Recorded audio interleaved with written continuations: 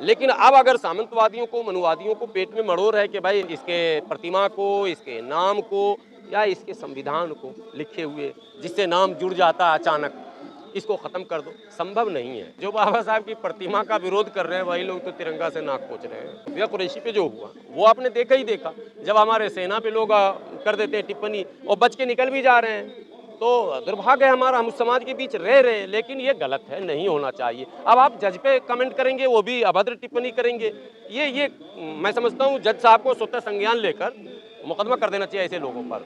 अगर चंद्रशेखर जी आगे बढ़ गए तो पीछे वाला कह रहा है इसी को पिटने दो, ठीक है। अगर कोई और संगठन आगे बढ़ गया तो बोले इसी को फंसने दो। ये तो भारत का संविधान है जो उनको भी इतना बड़ा अवसर देता है, और महामहिम हमारी जो है वो आदिवासी हैं, ये संविधान है कि उनको वहाँ भारत के सर्वोच्च नागरिक का पद उनको मिला है। बहुजन समाज कोई छोटा समाज तो है नहीं, 80-85% आबादी है। बैठाइए ना सबको, बैठा के एक रणनीति बनाइए और एक मजबूत आंदोलन कीजिए, कमजोर वाला मत कीजिए कि जा रहे हैं 20 आदमी पिट रहे हैं। की गुंजाइश कहीं रखी नहीं संविधान में।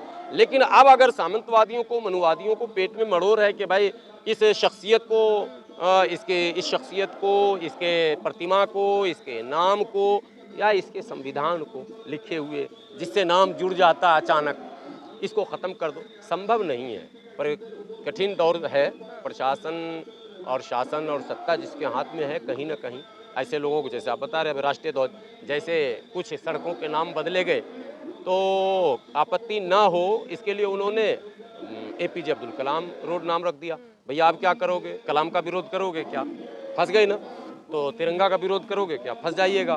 तो अब राष्ट्रध्वज, अरे राष्ट्रध्वज तो हर जगह लगा ही हुआ है। हाँ, राष्ट्रध्वज तो हम लोग का सम्मान तो सर सब लोग करते हैं, लेकिन नहीं है, नहीं सब लोग करते हैं बोल के आप उनको क्लीन चिट दे रहे हैं। जो तिरंगे से नाक पोंछ रहे हैं उनको क्लीन चिट दे रहे हैं आप। सब लोग कहाँ करते हैं, वो लोग नहीं करते हैं जो बाबा साहब के सोच के विरोधी है। जो बाबा साहब की प्रतिमा का विरोध कर रहे हैं वही लोग तो तिरंगा से नाक पोंछ रहे हैं। तो बाबा साहब की प्रतिमा को दरवाजे के सुप्रीम कोर्ट परिसर के अंदर तक नहीं आने दिया गया, परिसर के बाहर अभी भी प्रतिमा ऐसी की ऐसी रखी हुई है। नहीं, वो कोर्ट का मामला, कोर्ट उसको देखेगी। देखिए हाई कोर्ट के कोर्ट ने बकायदा परमिशन दे दी थी, गवर्नर को इनविटेशन भेजा गया था। ये प्रोसेस पॉलिटिकल नहीं है, इसमें लीगली प्रोसेस है, कोर्ट ही देखेगी, इसको कोर्ट ही देखेगी। और मुझे लगता है कि धरना प्रदर्शन का रास्ता छोड़कर कोर्ट ही जाना चाहिए, क्योंकि वो पहले से प्रस्तावित था, उसे रोका नहीं जाना चाहिए था किसी भी कीमत पर।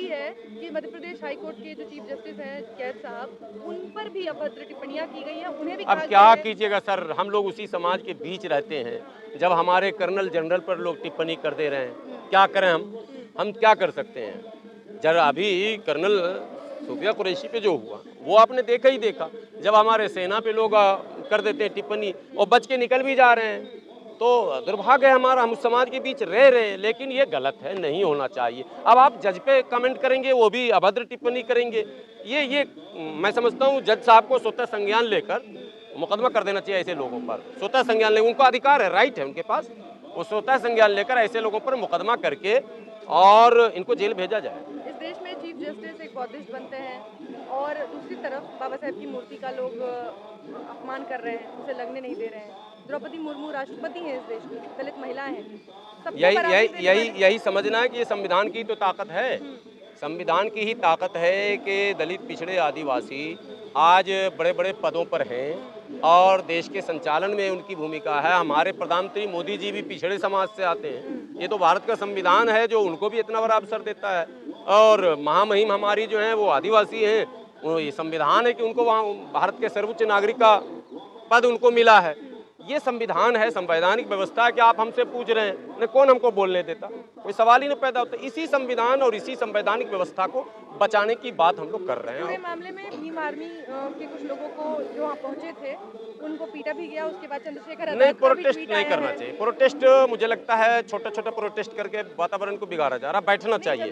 मुझे देखिए, अब वो तो राजनीति कर रहे हैं, मुझे एक बात कहनी है, समाज के लोगों को चिंतन करना पड़ेगा, बैठना पड़ेगा सर जोड़कर, और ऐसे तमाम लोगों से कैसे निपटा जाए। इसके लिए केवल कोई एक व्यक्ति, एक संगठन अगर जाता है और वो पिट भी जाता है, डिटेन भी हो जाता है, मुकदमा भी ले लेता है, ये बहुत अच्छी बात नहीं है। उनका कहना है कि बहुजन समाज के आत्मसम्मान पर हमला है ये। हाँ, तो बहुजन समाज के लोग ही बैठे हैं, तो बहुजन समाज कोई छोटा समाज तो है नहीं, 80-85% आबादी है। बैठाइए ना सबको, बैठा के एक रणनीति बनाइए और एक मजबूत आंदोलन कीजिए, कमजोर वाला मत कीजिए कि जा रहे हैं 20 आदमी पिट रहे हैं, मुकदमा हो जा रहा, डिटेन हो जा रहे हैं, क्या फ़ायदा है? क्या फ़ायदा है इसमें? मज़ा नहीं आ रहा। ठीक है, 100, 200, 500 लोग जाके अगर अगर सबको लेके जाएंगे तो हाफिज गुलाम सरवर भी होंगे उसमें? हाँ, सब जाएँगे बिल्कुल, हम तो बहुजन समाज के हिस्सा हैं भाई। और हम तो कहते हैं, हम चाहते हैं कि सब लोग यूनाइट होकर काम करें। हमारे ये तो फूट डालो और राज करो का ही तो नतीजा है ये। हम जो टुकड़े-टुकड़े में बँटे हैं, उसी का ये परिणाम है। ये दिन हमको देखने पड़ रहे हैं। लेकिन ऐसे मामलों में मिश्रा जी जी पांडे जी सब एक हो जाते हैं सर। हाँ, मगर हमारे लोग एक नहीं होते हैं। अगर चंद्रशेखर जी आगे बढ़ गए तो पीछे वाला कह रहा है इसी को पिटने दो। ठीक है, अगर कोई और संगठन आगे बढ़ गया तो बोले इसी को फंसने दो।